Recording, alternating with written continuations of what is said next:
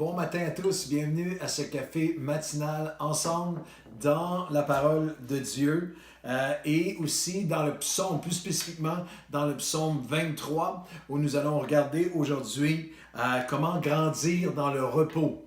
Il me conduit vers des eaux paisibles, il me conduit vers des verts pâturages, il me dirige vers les eaux paisibles, il restaure mon âme. Et c'est notre mission, c'est notre vision de vous aider à trouver, à marcher à chaque jour dans la bonté de Dieu, marcher dans son repos, non seulement pendant la COVID, mais après. Je veux vous encourager cette semaine à, si vous cherchez, c'est l'été qui arrive, il y a plein d'activités qui ne sont pas encore revenues, on cherche quelque chose à lire, on cherche à nourrir notre âme. Eh bien, j'ai écrit ce dévotionnel pour vous. On a mis là-dedans plus de 25 ans, 30 ans de ministère, moi et ma maison, 52 pensées pour la famille moderne qui est disponible pour vous et on est très encouragés par tous ceux qui nous donnent des retours d'à quel point chaque pensée vient toucher à une partie très particulière de leur vie, les aides, les équipes. Il y a une pensée pour chaque semaine, une prière pour chaque semaine, des exercices pour chaque semaine. Alors, je pense que ça peut être une bénédiction. Et aussi, le livre « Découvrir et développer votre plein potentiel ». C'est à partir de l'épître de Paul aux Philippiens que Paul a dit « Celui qui a commencé une bonne œuvre en vous, il va l'accomplir, il peut la développer ». Alors, il y a un potentiel dans chacun d'entre vous. Parfois, on se sent dans une saison où on a peine à voir notre potentiel futur, on est en panne de potentiel futur, il y a eu des déceptions face au passé, je pensais que j'avais un plus grand potentiel. Ce livre a été utilisé de Dieu déjà pour que tellement de gens puissent redécouvrir, s'emparer de leur potentiel. Je suis encouragé, juste avant d'enregistrer ce café matinal ce matin, quelqu'un qui me disait, ma sœur m'envoie des photos, elle m'envoie des screen saving de voici, regarde cette portion-là du livre, et cette portion-là du livre entourée, soulignée, écrit. Alors, le livre lui parle, lui fait du bien. Et ça, c'est la plus grande récompense pour un auteur. Et je pense que ce livre peut vous faire du bien parce que nous voulons que vous marchiez dans le repos avec Dieu. Je dois vous avouer que de tous les podcasts récemment, aucun n'a suscité une réaction aussi immédiate. Dans les deux premiers sur le repos, des gens qui confessent, c'est moi, je me suis reconnu, je travaille trop, trouver le repos, j'ai de la difficulté, je me compare, etc., etc. Alors, c'est super. Je vais vous encourager à nous écrire comme ça prend une minute, mais nous, là, ça nous booste et ça nous dit qu'on a mis le doigt sur quelque chose. On a mis le doigt sur votre cœur encore aujourd'hui, juste suite au podcast du début de la semaine, les deux derniers sur il me donne du repos, c'est incroyable, les réactions tout de suite. Alors, on regarde ensemble à comment grandir dans notre capacité à trouver la paix, trouver le repos, me conduire vers des eaux paisibles, il restaure mon âme, il me conduit vers de verts pâturages. Et on a vu ensemble qu'il faut reconnaître, si vous avez manqué les derniers podcasts, allez les chercher parce qu'il y a un ensemble de mesures, de pas concrets pour aller chercher le repos de Dieu, vivre plus dans le repos de Dieu. Il faut reconnaître et se repentir. Il faut que je me rappelle et que je recherche une fraîche révélation de ma valeur devant lui. Je reconnais, comme beaucoup d'entre vous l'avaient fait, Seigneur, j'ai besoin que tu m'aides à trouver le repos. J'ai un problème à ce niveau-là. J'ai besoin de grandir à ce niveau-là. Et il faut aussi Seigneur, donne-moi une fraîche révélation d'à quel point j'ai une grande valeur devant toi, que celui ou celle qui est approuvé de Dieu n'a plus rien à prouver. Et la troisième dimension, c'est qu'il faut que je me réjouisse, que j'apprenne à me réjouir de ce que j'ai et de qui j'ai dans ma vie. L'apôtre Paul, je le soupçonne d'être un achiever, axé sur le travail, axé sur la tâche, hyper actif et axé sur... On a toutes sortes de passages bibliques qui nous indiquent ce type de personnalité. Et il a avoué avoir eu besoin d'apprendre à Philippiens chapitre 4, il y avait des grands besoins à ce moment-là de sa vie. Il écrit d'une cellule de prison aux Philippiens. Ce n'est pas en vue de mes besoins, je vous dis cela. J'ai appris à être contenté. J'ai appris à être apaisé. J'ai appris à être dans le contentement, Philippiens 4, 11, dans l'état où je me trouve. Je sais vivre dans l'humilité et je sais vivre dans l'abondance. En tout et partout, j'ai appris, quelle phrase extraordinaire que je veux m'approprier. En tout et partout, j'ai appris à être satisfait, à être rassasié et à être autant que même si je suis dans le besoin et même si j'ai faim de toutes sortes de résultats qui ne sont pas là encore, mais aussi être dans l'abondance et même dans la disette. Je peux tout, c'est dans ce contexte-là qu'il dit, Je peux tout par celui qui me fortifie. L'apôtre Paul a dit, j'ai dû apprendre à. De toutes les prières que vous avez faites, je me demande si vraiment, on a vraiment, moi j'étais à nouveau interpellé par ce passage et récemment recommencé, peut-être que je n'avais jamais fait aussi intensément, à prier, Seigneur, je veux apprendre à. Je veux apprendre à trouver le contentement dans la situation dans laquelle, le repos dans la situation dans laquelle je suis. Et une des clés, c'est que Paul, il était dans un moment de besoin. Là. Il n'y a aucun doute qu'il était vraiment dans le besoin à ce moment-là. Mais il se met à remercier, à être reconnaissant. Il se met à se réjouir des bonnes choses qu'il y avait autour de lui. Il se met à se réjouir des bonnes choses que Dieu lui a données. Au verset 15 d'un texte que vous connaissez bien, « Mon Dieu pourvoira à tous vos besoins selon sa richesse et sa gloire en Jésus-Christ. » Alors, je veux vous encourager dans une étape du repos, c'est de dire, Seigneur, je veux me rappeler, je veux me réjouir aujourd'hui de ce que mon Dieu m'a donné, de ce que mon Dieu m'a accordé, des bonnes choses. Non seulement de la provision de Dieu, la bonté de Dieu, mais aussi des personnes. Il dit, c'est vous qui m'avez, toujours dans Philippiens 4, dit, je peux tout par celui qui me fortifie. Cependant, vous m'avez fait tellement de bien en prenant part à ma détresse. Une des clés pour trouver le repos, c'est de s'arrêter, de se réjouir et être reconnaissant et dire, Seigneur, merci pour ces personnes autour de moi qui m'ont fait tellement de bien. Dans mon passé, dans mon présent, qui m'ont fait du bien en m'aidant dans ma détresse. Je trouve le repos lorsque je reviens à un sens de voir, Seigneur, il faut que je me réjouisse de ces personnes. N'oubliez pas, Paul est au fond d'une cellule de prison lorsqu'il écrit ça. Moi, j'ai visité des prisons à Rome où l'historien nous dit que c'est des prisons comme celle-là dans lesquelles Paul était, des catacombes de froid, de chaleur suffocante le jour, de froid glacial la nuit, de saleté. Il est là au fond de la prison, mais il dit, il y a des gens qui sont venus m'aider, il y a des personnes qui ont contribué. Alors je me réjouis des ressources que Dieu a mis à ma disposition. Je me réjouis de la fidélité de Dieu. Je me réjouis des personnes autour de moi. Je me réjouis des choses que Dieu m'a accordées. Il dit au verset 18, « J'ai tout reçu. Je suis dans l'abondance. J'ai été comblé de bien en recevant par Épaphrodite ce qui vient de vous. » Wow! Il est encore en prison. Là. Il est encore dans une cellule. Mais il a son focus sur la bonté de Dieu, l'abondance de Dieu, les biens de Dieu, les bienfaits de Dieu. Je me réjouis en mon Dieu. Et ça, c'est votre exercice pour aujourd'hui.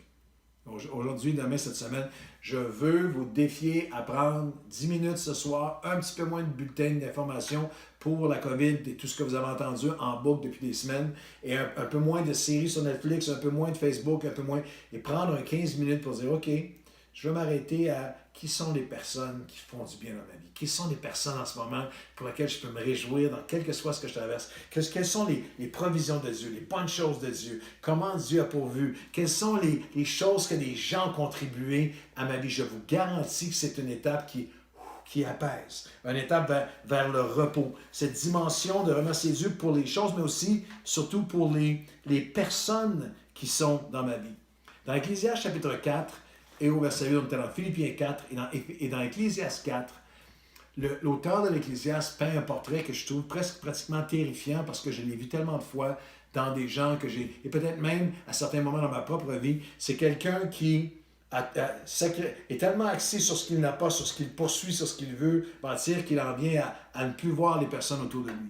Il dit, tel un homme, il est comme seul, sans personne qui lui tienne de près, ni fils, ni frère, parce que son travail n'a pas de fin. Ses yeux ne sont jamais rassasiés pour plus de richesse. Il dit, pourquoi? Pour qui donc est-ce que je travaille tant et que je prive mon âme des jouissances des gens autour de moi? Alors, je s'arrête aujourd'hui de dire, Seigneur, je ne serai pas comme cet homme qui ne voit plus les trésors des personnes que Dieu a mis dans votre vie. Laissez-moi vous dire, juste avant de venir enregistrer aujourd'hui, j'ai parlé avec quelqu'un qui vient, il y a quelqu'un qu'on connaît bien, un monsieur dans les 80 et plus, qui est décédé, un croyant. Et, elle me disait, j'ai passé les derniers moments avec lui. Moi, j'ai accompagné beaucoup de gens au fil des années dans mon ministère qui étaient dans leurs derniers jours sur cette terre, dernières minutes, dernières heures, dernières minutes, dernier souffle. J'ai jamais rencontré quelqu'un sur son lit de mort qui m'a dit, « Ah, je souhaiterais tellement avoir passé plus de temps au bureau. » Je voudrais donc avoir une journée de plus au travail. Je voudrais donc que tu me remontes mon diplôme, que tu me remontes ma médaille. Je voudrais donc que tu me remontes une de mes bébelles de plus que j'ai acheté. J'aurais donc voulu avoir juste un meeting de plus, un contrat de plus. Mais j'ai rencontré des multitudes de personnes qui, leur regret, leur désir et aussi leur consolation étaient dans les personnes, dans les gens que Dieu avait mis sur leur chemin, dans les gens qui étaient autour d'eux. Dans le cas de mon ami, une pasteur qui m'appelait, c'est son père qui a accompagné. Elle dit, il a terminé sa vie entouré de tous ceux qui l'aiment, puis on a chanté les cantiques, on a prié, il s'est endormi, il est parti alors qu'on louait, qu'on chantait. Laissez-moi vous dire, cet homme-là est un homme riche. Cet homme-là est un homme dans le repos. Le repos jusqu'à la fin de notre vie ne sera pas dans autre chose, dans les choses extérieures et les choses matérielles, vont être dans les personnes, dans les relations qu'on va avoir bâties, les repos. L'apôtre Paul, dans Philippiens 4, les personnes qui m'avaient aidé dans ma détresse, les personnes qui ont béni, qui ont contribué à ma vie. Ecclésiaste, celui les gens autour de lui qui l'avaient négligé. Je n'ai jamais vu un dicton, j'ai jamais vu un corbillard qui traînait une remorque pour amener une remorque de U-Haul ou de Loutec. Il n'y a pas... lorsque j'étais en Afrique il y a plusieurs années, j'ai assisté à une funéraille où dans leur culture, ce n'était pas des chrétiens. Et c'est un chef qu'on m'a demandé de l'assister. Et j'ai toujours été marqué parce que dans le cercueil, cette portion-là de l'Afrique en particulier, les gens mettaient de l'argent, du cash, de la nourriture, toutes sortes de trucs, pour son voyage. Et nous, Nord-Américains, on regarde ça, ben, voyons si de l'argent comptant et un morceau de bœuf et un peu de nourriture et des vêtements de rechange et tout ça vont l'aider dans son voyage. Tu ne peux pas l'amener avec toi. Pourtant, en tant que Nord-Américains modernes et si sophistiqués, nous vivons beaucoup comme si on pouvait amener quoi que ce soit dans l'après. Je déteste, il y a plein d'autocollants que je n'apprécie pas. Il y en a un en particulier, j'ai encore vu récemment, je pensais que c'était tellement niaiseux, je pensais que c'était fini, mais il y a quelqu'un c'est en anglais, mais il y a quelqu'un qui avait sur sa voiture, puis j'ai presque une voiture de luxe en plus, c'était celui qui meurt avec le plus de jouets gagne. Whoever dies with the most toys wins. Celui qui ramasse le plus de bébelles matérielles gagne. Et j'ai pas klaxonné, j'ai pas couru après, j'ai pas rien fait, mais j'avais le goût de lui dire non, celui qui meurt avec le plus de jouets meurt quand même. Ça ne change absolument rien. La chose qui est précieuse dans nos derniers moments, la chose qui est précieuse, c'est les relations autour de nous, c'est les personnes, c'est le repos. Alors aujourd'hui, dans les dernières minutes, j'aimerais qu'on s'arrête et qu'on dise, Seigneur, je veux faire ça aujourd'hui.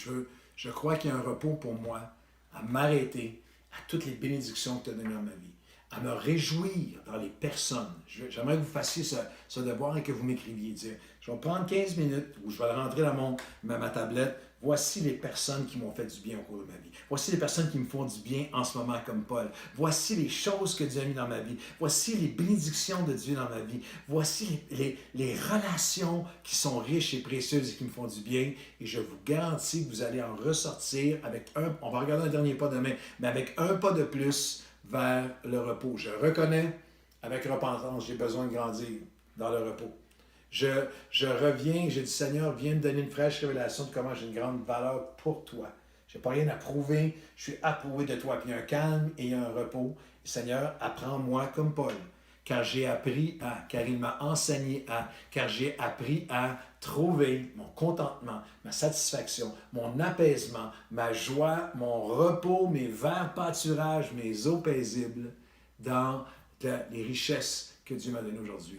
Dieu est capable, Dieu peut vous fortifier pour arriver à une maturation encore plus grande. Alors, on va prier ensemble. Seigneur, si j'ai été oublieux, endurci, si j'ai été, Seigneur, aveuglé au bien que tu as mis dans ma vie, aux bonnes personnes, aux personnes qui m'ont fait tellement bien comme Paul, vous m'avez fait tellement bien lorsque vous êtes venu m'aider dans ma détresse. Lorsque, Seigneur, que les Épaphrodites dans notre vie, comme en Philippiens 4, Paul dit, il nomme quelqu'un qui est venu lui faire du bien.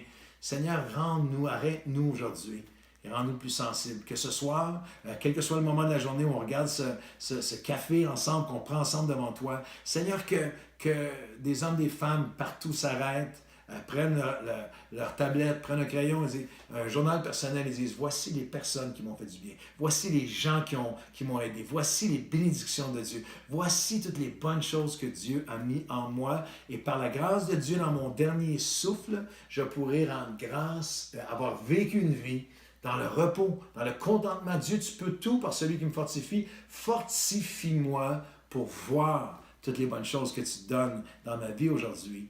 Et Seigneur, les bonnes personnes que tu as mis dans ma vie aujourd'hui, les personnes qui m'ont béni, qui me font du bien, je veux ma famille, mes bien-aimés, mes enfants, mon épouse, mes parents, des frères, des sœurs, mon église, des gens qui me font du bien. Je veux me réjouir dans toutes tes bontés dans ma vie aujourd'hui, dans le nom de Jésus. Et tout le monde dit Amen. Je vous souhaite une belle journée dans le repos avec votre Seigneur.